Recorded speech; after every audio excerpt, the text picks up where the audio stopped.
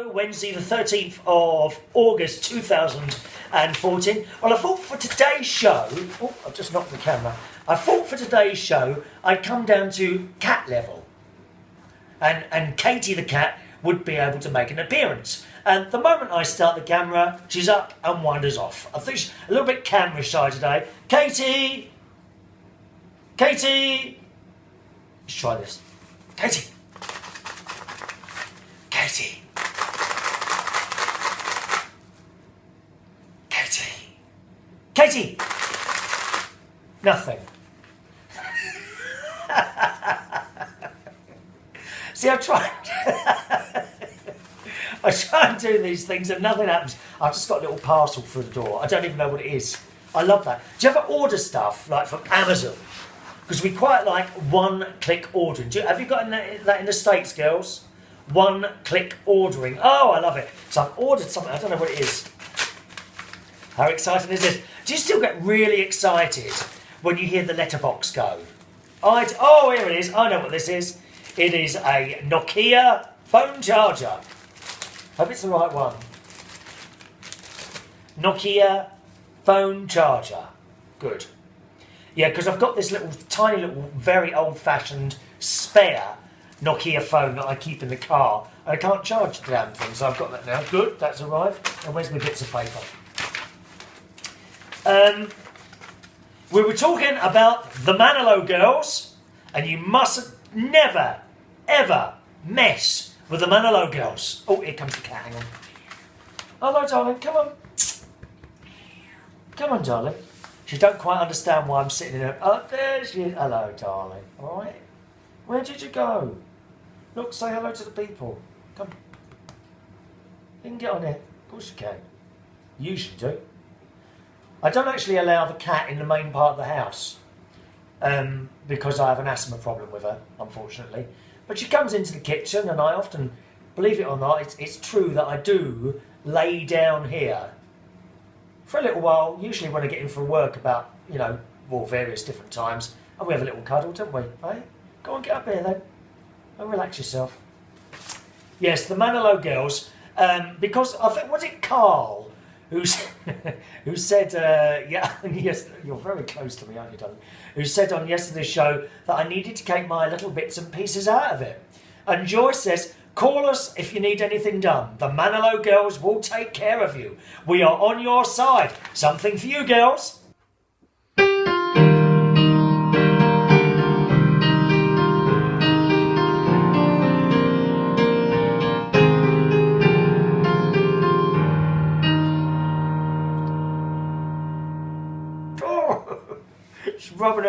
She's doing her face rubbing on my face now. I love it.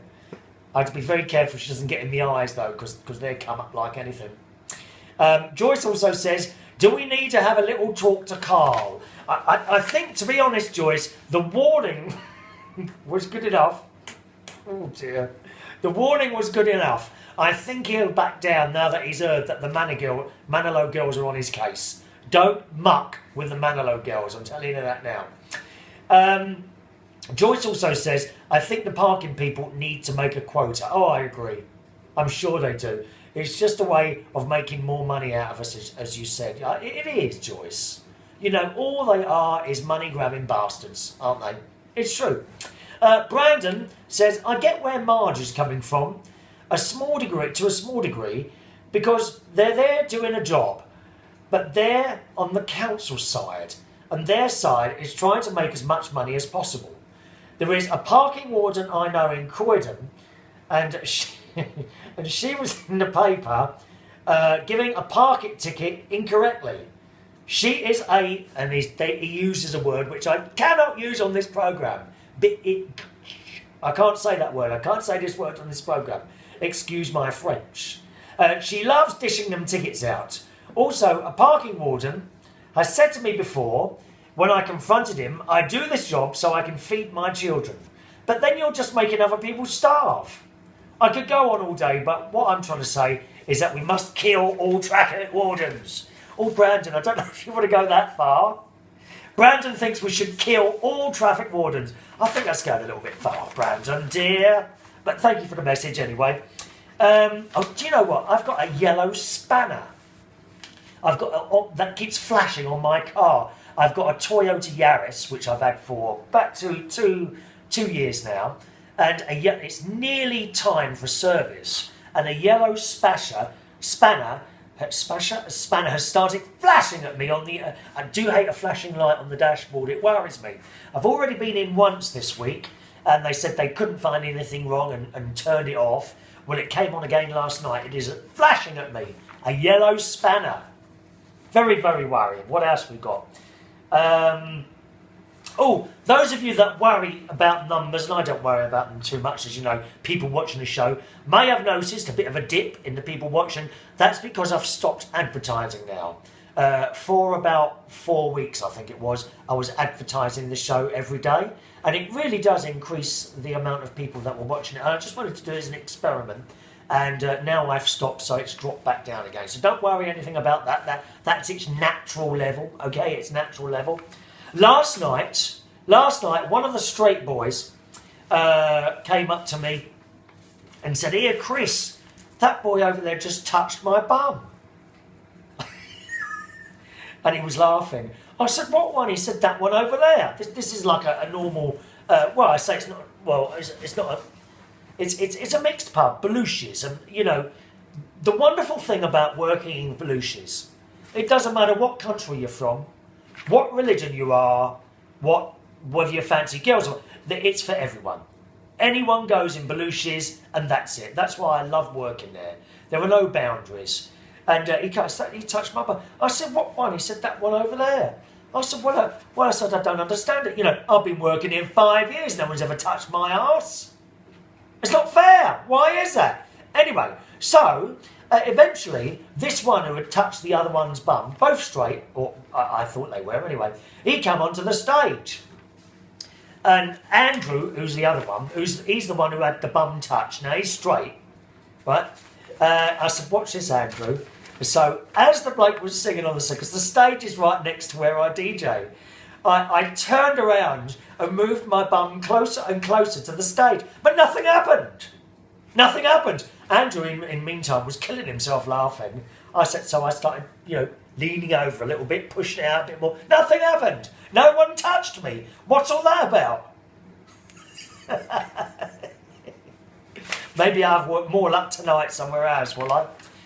Finally, on today's show, I was with great sadness last night to hear that the wonderful actor Robin Williams has killed himself. I mean, such a shame. Such a great actor. And a lot of people very sad, including myself. Mrs. Doubtfire, Good Morning Vietnam, great films he was in. And he ended up killing himself. And, this is not unusual in the entertainment world, whether it be actors or singers, DJs, whatever. It's not unusual. It's Peaches Geldof, there was another one, heroin overdose. She probably didn't try to kill herself. I don't know. You don't know. And her mother, can't remember her name. Paula. You know what I mean. Peaches Geldof's mother. People in the entertainment industry who seem to kill themselves, either accidentally or suicide. In Robin Williams' case, suicide. And it's just a shame. You think these people have got everything, don't you? Money, fame, lovely cars. And yet, something is missing. Something that makes them take up drugs or drink or depression. Some of them get terrible. I get depression. I get quite bad depression sometimes. And I tend to shut myself off. You would never know that. You would actually never know that, okay? Because I can switch on whatever I'm doing, whether it be a karaoke night or a DJ night or even making one of these videos. You wouldn't know, okay? But the moment the night is over, perhaps, and you get back in the car, you come down like a ton of bricks, and it's awful. I don't know what it is. It's got to be something to do with the job, isn't it? You know, you make sure you're doing something for other people and you give it all. And then when it's finished and everyone's disappeared, you come back down to earth again. And there was a lady who rung up on LBC last night I was listening to. And she said, I think he probably had nothing more to give. And the host of the show said, well, what do you mean? He said, well, that sort of job, acting, you know, performing of any sort, singing, whatever, that sort of job entails you to go out there and give it your all the time you're in front of people. And she says, I think there comes a point where you've got no more to give. And it's very, very sad. Very, very sad that that's happened to Robin Williams. It really is. And that's it, really. Thank you very much for watching today. Another little show for you tomorrow, boys and girls. Don't forget you can join in by either sending an email. Email address is chris@unitedkingdomtalk.co.uk, or you can join me on Twitter or Facebook, and both of those, my usernames on both of those are Chris Reardon UK. All right, so facebook.com/Chris Reardon UK, or indeed twitter.com/Chris Reardon UK. Main website for everything I do, you can find that at unitedkingdomtalk.co.uk. See you tomorrow. Say goodbye, Katie. She's so rude, isn't she?